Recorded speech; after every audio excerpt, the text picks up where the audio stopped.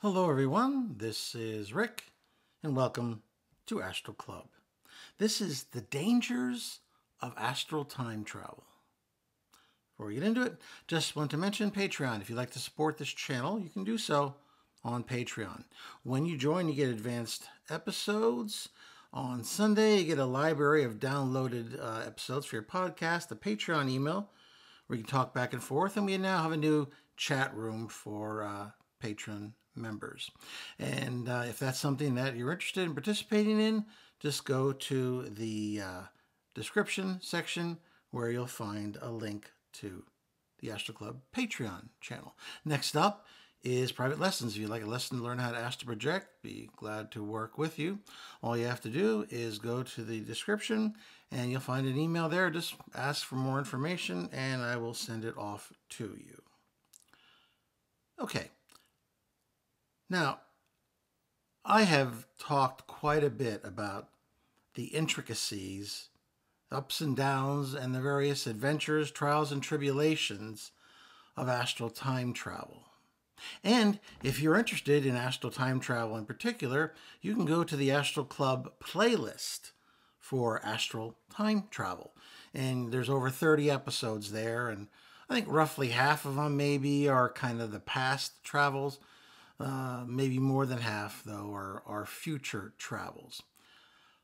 I'm going to address the future travels here because they're the ones that affect you the most for these reasons which I've discussed in the past. When you travel into the past, you are an unseen ghost. You cannot affect the past. You can merely view it. You are insubstantial, and you can only stay there for a relatively short period of time. You might stay 10 minutes in the distant past, and when you return to your body, maybe 20 or 25 minutes has passed here. It varies. But the bottom line is there's not much you can do in the past other than watch, and you don't even have much time to do that. So there's really, it's hard to get into trouble. However, future travel, especially as we get 100 years or more into the future, I find things change. The rules change. And I've had some one or two doctorates of science, of philosophy, but probably also for other hard sciences and engineering and wide variety of other studies. And I've had a number of these people comment on how this might work. Astrophysics was one of the people. I couldn't think of the name. Couldn't think of the title. Yeah, he was a doctorate in astrophysics, and he had this whole explanation, which some of it, well, a good portion, most of it, was over my head. But what I did understand made some sense as to why you can't do much in the past, but in the future, things change. In the astral, you gain a substantial body. Now, it doesn't feel pain, and it's not sensitive to, the weaknesses of the physical body.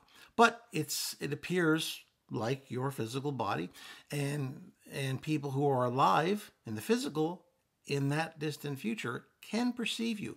You can interact with them. Even more importantly is time changes. You can spend hours, days, weeks, months, years in distant futures. And when you return, only minutes has gone by here in the present. Now, most people will immediately start thinking, I bet you could live many lifetimes doing astral time travel. And many years ago, as a teenager, when I first started experimenting and discovering astral time travel, and for some reason, it's not written about much in astral literature. People will talk about about space, they'll talk about fairies, they'll talk about earth spirits, and a wide variety of other things. But they don't talk about astral time travel, which is curious to me because it's one of my favorite things to do. But I understand that it was something that I pretty much developed on my own. I had read a book by Gavin and Yvonne Frost called Astral Travel, where they discussed astral time travel, and I think it was a page, maybe a page and a half.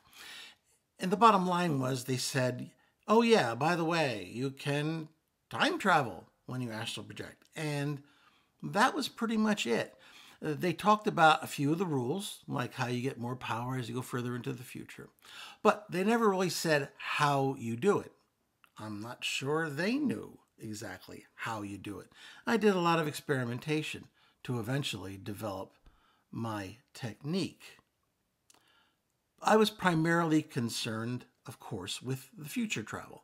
And that's what we're going to talk about now, because of all that extra time you can spend. Recently, I had a question, and it reminded me because somebody posed that very same question that I thought about first when I was a teenager, which is, hey, why not live many lives in the future, the distant future? Let me tell you the problems that I have had in this process, dangers, if you will, of this process. Maybe you're different than I am, but let me explain to you what I have experienced and why future time travel isn't necessarily the get out of jail free card that you might think it is. Briefly, let's just review some of my future time travels. I projected to the end of the earth. That was one of my first episodes. If you go all the way back about 4 years, you'll see that episode. And essentially what I did is I started projecting, I think I started at 500 million years. I didn't even think I could get that far, to be honest with you. But I did. Well, at least I think I did. When I got there, I was confronted with a very different planet that looked very different. As a matter of fact, when I started out, I was circling the Earth and looking down at the continents. They looked very different. So it took me a minute to realize, oh yeah, continental drift, things are different now. So I spent some time from there, and at 500 million years, I was actually stuck for a period of time. There was no humans. I didn't see any life on land other than some jellyfish type things that had washed up and died on the beach as I walked along. It seemed like Earth had gone into a very lifeless stage. Of course, there was no sign of any humans or human habitation or anything to do there or that would indicate that humans had ever existed on this planet. And I ended up falling into a fairly deep depression. Keep in mind, this was the first time I ever projected anywhere near that far. So this was very experimental. I was taking it on faith that I'd be able to get back. But keep in mind that my previous future travels had been measured in hundreds and thousands of years, not hundreds of millions. So when I was seemingly stuck there for an extended period of time, I estimate it was anywhere between 30 and 45 days. I fell into a deep depression. I lost track of things. But that was the first real effect that I was confronted with by far future time travel. The feeling of being utterly alone. Now, you may have been in situations in your life where you felt alone. Maybe you were physically alone. Maybe you were just spiritually, emotionally alone. But the fact of the matter is that most likely, unless you were stranded on a desert island somewhere, there was humans somewhere close by, and you knew that. However, I felt completely alone, like the last human being on Earth and most likely in existence. And this had a deep toll on me, a toll that I didn't expect and I wasn't prepared for. Now, eventually I broke out of that depression. And instead of trying to go back, I decided to push on and go forward. And I did. And I went through a number of, all the way to the end of the earth when the sun turned angry and red and burned the earth to a cinder. And there I was left alone in space with burnt rocks where the earth used to be. Now completely and utterly bereft and alone. Luckily, about that time, a weak return signal popped up on my radar. And I zoomed in on that thing like it was, the last drink of water in the Sahara Desert. And I returned to my body. And I was still deeply affected for days, weeks, and months after that, thinking about that trip, wondering if somehow I didn't leave a piece of myself behind in that distant possible future. And remember, whenever we talk about futures, it's always possible. There's a large number of things that can happen and will happen on different energy levels. But, for the sake of argument, it's just easier to say futures or future rather than constantly throwing in the possibility. I just want you to understand that. So it really affected me, that particular trip. Now, the 9 months away discommoded me a little bit, I'll be honest with you. I was a little out of sorts for a number of days. But I still carry those memories with me. They affect me to this day. Another trip was millions of years into the future, where I encountered those semi-intelligent, evolved bat creatures. Once again, I'm confronted with a situation where there's no humans and there's no trace of human civilization. And here there is another race of creatures which is taking over, replacing us. Besides the trauma of being attacked by some large bear-like creature, I was confronted with, this whole new civilization, devoid of any humanity. It was Earth, but a very different Earth. Now I was only there for a few days, so it didn't, it had an effect on me, but I can't say it had a deep effect on me. Another trip, which wasn't that big a deal, I went to around the year 2900, where I went to a subtropical crop farm in the Tennessee, North Carolina area. So, certainly that shocked me that I believe it was manioc was being raised in what we know of as North Carolina and Tennessee area today. And I had interaction with that society. But, I was there for a number of hours. There were some things that shocked me about that civilization, but, it was only there for a few hours. I remember when I traveled to 2150, I was confronted with the hypercane. And that was the first time I experienced the link, because I was on the coast. I was on the eastern coast, and they somehow knew this major storm was coming, and they had prepared for it. They had these deeply rooted, dug-in shelters made of some sort of strong metal. They were round, and they had their base deep buried in the earth with huge bearings, and they had chairs inside of these oval or these circular shelters where they'd strap themselves into these chairs, and that's when I encountered the whole link device. That was certainly impressive.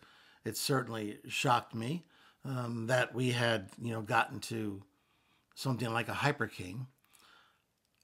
But once again, I only spent maybe an hour there, so it can only affect you so much. Now, when I went to the year 12,000 AD, I encountered a civilization that I call the Crocodile Temple Civilization. And there was this enormous temple with these crocodile statues out front. And it was seen to be ruled over by some sort of a priesthood. And they were sacrificing humans in this huge I don't know, pool, lake, whatever it was, that had crocodiles in it. Now, that shocked the heck out of me, and I interfered with that civilization because I don't like the idea of humans being fed to crocodiles. Call me old fashioned. But once again, I was only there for maybe half a day. So it affected me. Believe me, I still see those victims being led off in chains to be thrown to the crocodiles. And that's something that will have an effect upon you. I guarantee you that. Of course, the one experience that you know, if you've been following this channel for any length of time, that affected me the most was around 15,000 AD when I encountered my tribe. I, set out not to interfere, but, if you're interested, just go ahead, to the Astral Time playlist and look up the 15,000, year AD trip to my tribe. And you'll see why I got involved and how I was there for years. I established relationships, and I began to think that that was it, that I wouldn't be going back. There had been some signals to return at first, but I had fought them off. And I had thought that that was the end of it. I had gone into a funk in the present. And so I guess I was looking for a way out. And I thought that, future might be a way to do it. Certainly my life was complex, but in that 15,000 year future with my tribe, it was very simple. Things were very simple. And I was able to have a major impact on those people. But they had a major impact on me too. And as I said, I established some deep relationships. But towards the end, I found myself in that distant possible future thinking about the past, wondering about my past life. And eventually, when I was in a peaceful state, I got suddenly pulled back to the present, which was an immense psychic shock for me. Upon returning, I discovered that my whole outlook had changed. The stress that I had been under constantly just wasn't there in the future. But now I was returned. And what was worse is that I had grown in a number of different ways over years, but only 20 minutes had gone by in the present. So I hadn't seen my wife and child, from my standpoint, for years. For them, though, it was just a number of minutes. So when I woke up in the morning and greeted them like I hadn't seen them in years, it was a curious phenomena for them. And I guess they've learned to take me with a grain of salt with my astral projections over the years. So they probably didn't react as weirdly as somebody else might have, given the same circumstances. But I still felt, as the days went by, that I had left something behind. And what I found myself doing was thinking about my life that I had left in the future in my tribe. And I wasn't present here. Oh, I was physically present here in today's world. But my mind was elsewhere. And people noticed. My work noticed. My family noticed. And it almost cost me everything. I nearly lost my job, and I could have easily lost my family. I don't know about you, but what I found out about astral time travel into the future is that it's great for short-term exploration. I can come back here and I can tell you about a number of possible futures. It could be of interest to you. Maybe you think about things. You think about, oh, I don't like that possible future. What can I do to maybe steer us in my own way in a different direction? But, for me, it I found I couldn't live in two worlds. And the fact that was that when I was in the 15,000 AD, I was thinking about the past. And when I was in the past slash present, I was found myself thinking about that possible future. I could not live in two worlds. I could not do it. And I found that I was in danger of losing everything I had because of that long-term astral trip. So that's my answer as to why I don't spend many extra lives in distant futures. Because there's only so much of my soul to go around right now. And I have a feeling that I've left bits of myself in all these other different times, especially when it's a long-term travel. So, no, I'm not going to be living more lives in the distant future. It's just too dangerous for my psychic, spiritual, and emotional well-being. Yes, I will continue to do the short-term trips to the future because I can, like I said, gain some great information and share it with y'all. But I can't do the multiple lives thing. I can't juggle all those balls and keep them all in the air. I can't do it. Maybe someone else could, but I find I can't. I'm either going to be here or I'm going to be there, but I can't be truly present in two places or two times. Well, if you found that interesting, please hit the like button. Share it with those of like mind. Subscribe if you haven't already.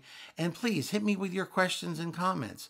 What do you think about this whole time travel thing? Do you think you could have multiple lives and still maintain everything going on here? Or do you see that maybe that would be a problem as well? Any questions you have, why don't you hit me up with them, and I'll do my best to answer them. And this is Rick, and I will see you on the astral plane.